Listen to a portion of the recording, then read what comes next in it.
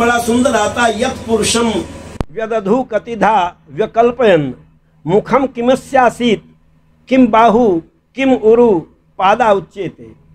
अब इस मंत्र से समझ में आ जाएगा परमात्मा के हाथ क्या है, परमात्मा का मुख क्या है, कौन है और पांव के समान कौन है।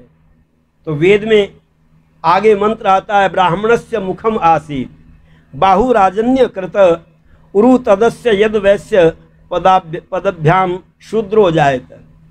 अब इस मंत्र का अर्थ कुछ लोगों ने लगाया, ब्राह्मण जो है वो परमात्मा के मुख से पैदा हुआ और वैश्य जो है पेट से पैदा हुआ, क्षत्रिय जो है वो भुजाओं से पैदा हुआ और शूद्र पैरों से पैदा हुआ। पर ऋषिदान जी महाराज कहते हैं ऐसा नहीं। परमात्मा मुख कौन है? कहते हैं जो परमात्मा की वाणी का प्रचार करता है अर्थात वेद का प्रचार करता है वह परमात्मा का मुख है। और ब्राह्मण क्या करता था? ब्राह्मण वेद का प्रचार करता था। इसलिए तुलसीदास जी लिखते हैं, सोचिए विप्र जो वेद विहीना, उस ब्राह्मण पर अफसोस करो जिसको वेद का ज्ञान नहीं है। पर यहाँ लोगों ने वेद को पढ़ना छोड़ दिया। लोग कहने लगे साहब वेद तो समझ में नहीं आते, इसलिए पुराण पढ़ो, पुराण जल्दी समझ में आ जाती है। तो हमने कहा जो जल्दी समझ में आ जाता वो चीज़ अच्छी होती है या जो समझ में नहीं आती वो भी अच्छी होती है? आप कहेंगे जो जल्दी समझ में आ जाती वो अच्छी होती है। तो आपको वेद मंत्र जल्दी समझ में आते हैं या गाली जल्दी समझ में आती है? लोगों को गाली बड़ी जल्दी समझ में आ जाती है, तो गाली देना अच्छा है? पता चला नहीं, वेद मंत्रों को ही बोलना चाहिए। और यहाँ का ब्राह्मण वेदों का ही प्रचार करता था। जब ब्राह्मण वेद का प्रचार करता था तो ब्राह्मण को कहते थे ब्रह्म वाक्यम जनार्दनम। ब्राह्मण के मुंह से जो निकला है वो परमात्मा का वाक्य है, परमात्मा का उपदेश है और परमात्मा ने उस उपदेश को दिया है। लेकिन इसीलिए विद्वानों ने कहा है प्रभु की वाणी है वेद माता, इसी पे अपना यकीन रखना। प्रभु की वाणी है वेद माता, इसी पे अपना यकीन रखना।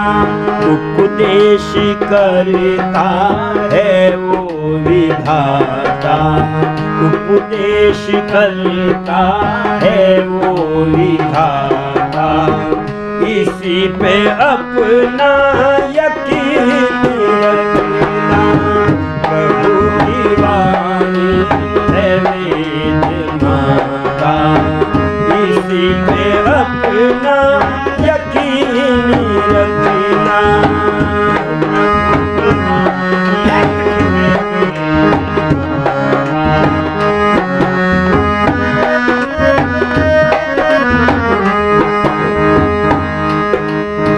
सत्य सनातन धर्म वेद में, ऋषियों का उपदेश वेद में। सत्य सनातन धर्म वेद में, ऋषियों का उपदेश वेद में। उपदेश करता है वो विधाता, उपदेश करता है वो विधाता, इसी पे अपना यकीन रखना।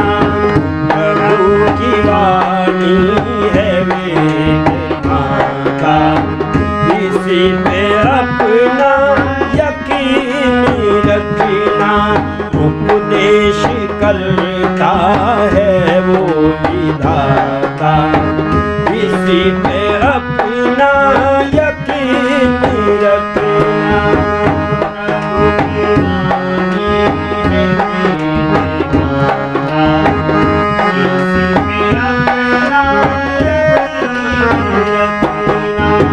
पंच महायज्ञ कर्म वेद में, ऋषियों का उपदेश वेद में पंच महायज्ञ कर्म वेद में कर्मों का उपदेश वेद में सभी को जीने की राह बताता, सभी को जीने की राह बताता। इसी पे अपना यकीन रखना, प्रभु की वाणी है वेद माता। इसी पे अपना यकीन रखना, प्रभु की वाणी है वेद माता।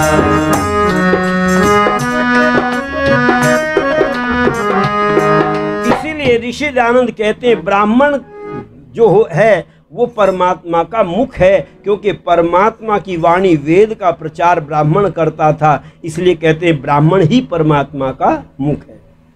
लोगों ने सोच लिया ये मुख से पैदा हुआ, पैदा तो सब संसार में एक जैसे ही होते हैं। ब्राह्मण भी माँ के गर्भ से ही पैदा होता है, क्षत्रिय भी माँ के गर्भ से ही पैदा होता है, और वैश्य भी माँ के गर्भ से ही पैदा होता है। पर लोगों ने कहा तो फिर भुजाएं से कौन पैदा होता है? भुजाएं क्या है परमात्मा की? कहते हैं परमात्मा की भुजाएं रक्षा करती हैं, तो जो समाज के अंदर रक्षा करने का कार्य करता है वह परमात्मा की भुजा है। इसलिए पहले लोग कहा करते थे पंच ही परमेश्वर। ये वाक्य से ही पता चल रहा है, इन वाक्यों से जानकारी होती है। पंचों को क्या मानते थे पहले? जो समाज में रह कर के न्याय करते थे। परमात्मा न्यायकारी है, तो जो परमात्मा के आधार पर सत्य असत्य का निर्णय करके सही न्याय करने वाला पंच होता था, उसको लोग परमेश्वर का स्थान देते थे। कहते हैं ये कभी असत्य नहीं बोलेगा, ये कभी अन्याय नहीं करेगा किसी के साथ में। आज हमने इसको पंच मान लिया है, इसलिए कहा करते थे पंच ही परमेश्वर। पंचों को न्याय करने वालों को परमेश्वर का स्थान दिया जाता था, गरीबों की रक्षा करने वालों को कहते थे ये परमात्मा की भुजाएं हैं। इसलिए क्षत्रिय को परमात्मा की भुजाएं माना गया, पर लोगों ने मान लिया वो क्षत्रिय भुजाओं से पैदा हुए। तो पूछा ये बताओ पैरों से कौन पैदा होता है, पेट से कौन पैदा होता है? कहते हैं वैश्य। अच्छा, वैश्य क्या करता है? सारे धन को जमा करता है, और पेट भी क्या करता है? जो हमने खाया है मुंह उसको अपने पास नहीं रखता।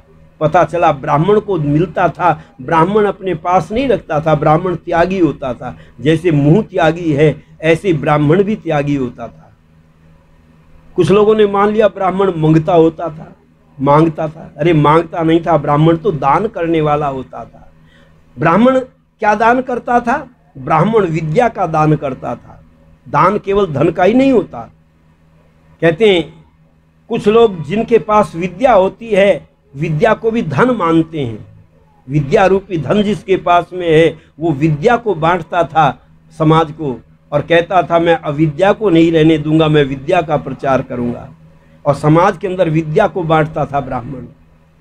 और क्षत्रिय कहता था मैं रक्षा करूंगा, मेरे होते हुए अन्याय नहीं हो सकता, मैं सबको न्याय दिलाऊंगा।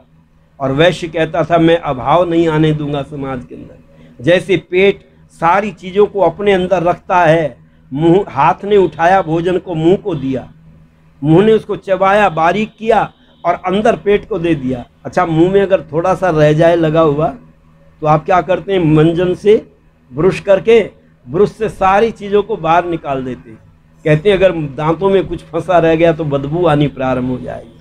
पता चला ब्राह्मण अपने पास में नहीं रखता था, ब्राह्मण तो वेद रूपी धन को ही अपने पास में रखता था और वैश्य को दिया। वैश्य ने क्या किया? क्या उसको अपने पास में रखा? मैंने श्रावणी के दिन बताया था वैश्य भी धन को अपने पास बैंक में नहीं रखता था, क्योंकि पहले लोग प्रार्थना करते थे साईं इतना दीजिए जामे कुटुंब समाए और मैं भी भूखा न रहूं, अतिथि न भूखा जाए। इतना इकट्ठा करते थे जिससे स्वयं भी भूखा न रहे और कोई अतिथि भी भूखा न रहे। पर आज क्या लोग प्रार्थना करते हैं?